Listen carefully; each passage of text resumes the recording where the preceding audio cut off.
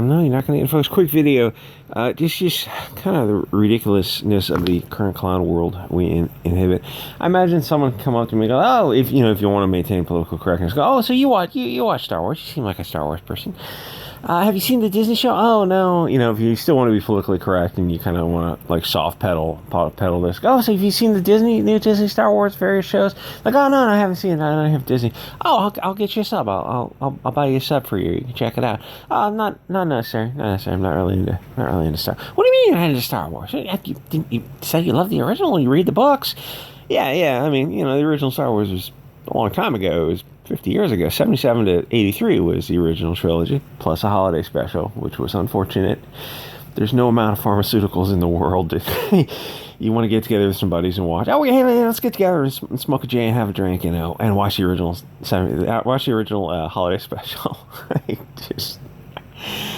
Good luck getting through it. I saw it. I've seen it actually more than once. It's rough.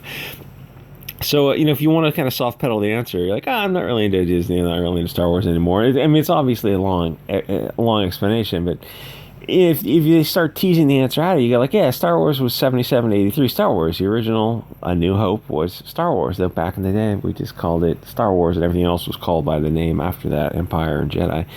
So, and then when it comes down, it was like, oh, so like the 77 Star Wars, well, it looked like Star Wars. It felt like Star Wars. When Luke is going to the spaceport, you can just hear the crunch of the dirt, and you smell the dust and the dirt and old weathered buildings, and things are weathered. Like, that was the one thing they nailed in the original Star Wars. Like, stuff looked like it belonged out in the high desert and the desert, under the sun, under the sand. They eroded the hell out of stuff. Everything looked like it had been. Like, if you've ever been out in somewhere in Nevada or something, what stuff is like. Paint jobs just don't. Everything just has a certain look after a couple of years being out there, and kind of hardens everybody up, so to speak. Especially back in the day before fast food was everywhere. So if they try to tease the answer out of you, when it comes down, you're like, oh yeah, Star Wars looked like the original Star Wars. Oh, well, don't you want to? And where the conversation's going. It's this thing this schism between left and right, where if you're on the right, you just kind of avoid conversations and deflect and whatever. You just don't want to have an argument with everyone, just because there's no point in it. Like, a lot of these people have TDS, Trump-Tornado syndrome, and it's not going away. There's no. It's like someone's going to proselytize to you, and as soon as you see them coming, it's like you just, move out of their path and let them go proselytize to somebody else. So with this, you try to explain, like, yeah, 77 Stars had a certain look. That was what created the impression on me. That original trilogy. And yeah, it evolved a little bit over the trilogy, but it had a certain feel to it that Luke and Ben, in their little, I don't know what they did. I think they took a Fiat and they put it on a carousel, and they put like wheels under it and then green screened it out. So they had that little open convertible spaceship. It's just on wheels. It's like, that looked like Star Wars, and you really nailed it. You captured lightning in a bottle with your original trilogy. Even Lucas couldn't even come close to it when he did the prequels 20 years later. Not even. He didn't even come close. He shouldn't. In fact, he should have tried to go in a different direction, a more mature. Instead, he went in a Return of the Jedi direction. Went in a children's direction. Should have gone the other direction, in a more mature, not a little bit darker direction. I know you're telling the tale of Vader, but, like, man, you went way too much into, like, selling toys from McDonald's for that original prequel. But still, it's his creative vision. You kind of understand it. But when it comes down to the Disney stuff, and you go like, yeah, it doesn't look like Star Wars, and like, it doesn't. The Tatooine, it looks like one group of people, at least the humans. They all fit together. They all look like they came from the same tribe. They evolved together. It looked organic.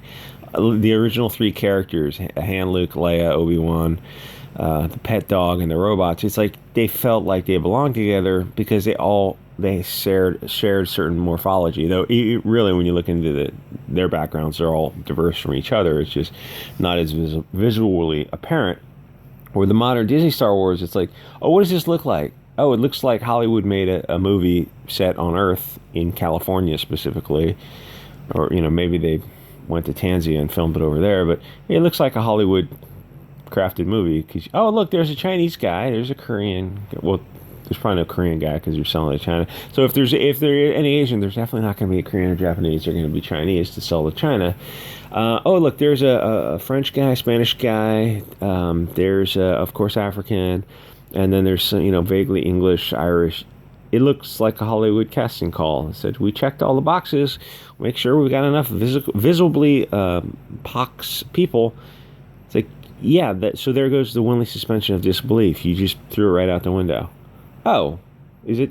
That's all it takes? Yeah, it looks like a Hollywood movie with a diversity checklist. It's not politically correct to say that, but are you trying to follow a checklist, which they are, or are you trying to make high art that also makes a lot of money? Oh, we're not trying to do those two things. We're not trying to make money because we don't need to. Disney sits on $200 billion in cash, probably from old IPs. You got some Disney princess from like 1999. You go, oh yeah, that brings in, I don't know how many hundreds of millions of dollars a year or something in streaming sales and products. Like, oh yeah, the princess costumes that we license out, yeah, that brings in $250 million a year. Oh, it's just that easy. Yeah, the Lion King merchandise. You're like, oh, that made $175 billion net last year. Oh, okay, so we can, or whatever, millions. It's like they don't have to make money anymore. They have so much old money properties coming in. They're making money while they sleep, as the expression goes. So they can make this new stuff. You're like, oh yeah, this ultimately it comes down to, if you put a gun in my head, welcome to the internet has been threatened a few times. It just doesn't look like Star Wars. Oh, that means you're talking about all. So what are you saying, bigot? What are you saying? You know what I'm saying? I'm saying it looks like they all, Han, Luke, Leia, Ben, they all look like they belong together. Vaguely, vaguely some part of Europe, right? They all look like they vaguely belong together. It makes sense. There's a Winley suspension of disbelief. So how did the black guy, Lando Calrissian, how did that guy work? Well, they introduced him in the second bit. Though honestly, now that I think about it, you could have teased him in A New Hope just to give him a little more. Like, if you want to respect the IP and like even more residuals, you could have teased him in the first, The New Hope, if you wanted to. Like, I was thinking about this, and so why did he work? Because, well, he was likable. But he's black. He doesn't look like he fits. Yeah, that's true. But he's also in a different environment. He's in Cloud City. It's an entirely different environment. And he's a gambler, and if you've read the Star Wars books, they introduce him in the books. It's just, some of the books are fan-friggin-tastic. Some of them, there was one written kind of for teen series. It was a trilogy of Han and Lando. And I think it was written for the young adults, but it was awesome. You can read it as an adult. It was quick, awesome. There was like, both Han and Lando were very honorable characters. And then like what Disney did in them was just, oh God. Anyway, so you're saying like you can accept a Pox character if he's likable and he's got personality. Yeah, personality goes a long way. He really sold himself where Finn, he's got nothing. Finn's got nothing. He's unlikable. Everyone in modern Star Wars is unlikable. J.J. Abrams and Rian Johnson, horrible people, horrible actors. Not horrible actors. Horrible writing, horrible directing. Because you set out to make garbage, and congratulations, you made what you set out to do, and the actors can't do anything with it. And as it turns out, with social media, you see the actors get on social media, and like, oh, this Finn guy, I don't even know his real name, turns out to be a real asshole. And it's all on social media. And, I think like, oh, I'm in this Disney trilogy. It's like, I might be tied into Disney for the next 20 or 30 years. Maybe be very careful on social media. Very, very. Maybe, you know what? I'm going to let someone else. I'm going to have a publicist handle all my social media. Like, just not going to be on social media. It's like, oh, so if you do that and you play your cards right, you might be looking at like a lot of money, serious money over the long term with Disney. But as a consequence, you got on social media and became like an activist. And there's a picture of him at some protest that everyone else is, like 99% of corporate America is supporting some, I don't even know what it was. It was a BLM protest. He says, I don't even care how this affects my career, but Black Lives Matter. Yeah, Coca-Cola is right there with you. Disney is right there with you. Do you even hear yourself? I mean, what's the color of the sky in your world when you think that's yeah, it's stunning and brave to hold an opinion that 99% of corporate So I can't help but notice that Bank of America and Chase Bank are supporting you guys. Weird. Weird how they're supporting it. Yeah, didn't Bank of America give BLM $1 billion? Didn't George Soros give BLM $250 million? Why would you think that that's a stunning and brave position? How high on your own supply do you have to be? I get a little distracted because it's frustrating to look at Star Wars and realize, like, oh, you guys just destroyed something. And, like, hey, is it Disney's fault? No, it's George Lucas's fault. But to be fair, when George Lucas sold it, people thought Disney was going to knock it out of the park. They thought, okay, Lucas is kind of got silly with his Return of the Jedi kind of stuff. So it gives to Disney. They've got a track record. People didn't realize how woke Disney was in 2014 and 2015 when they made that first one. Thought, oh, they're going to nail it. They're going to knock it out of the park. And what did they give us? Oh, garbage. Yeah, Disney got woke, so they gave us garbage. Anyway, my memory card is full. So like, comment, subscribe. Oh, the gist of this video is that she got some hate speech on the internet.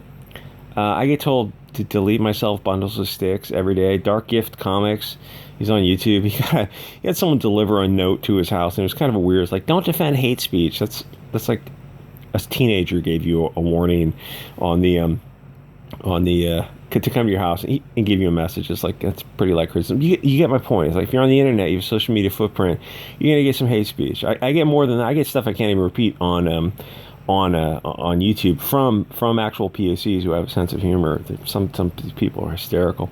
Anyway, I'm out of time. Like, comment, subscribe. I'll see you guys all next episode.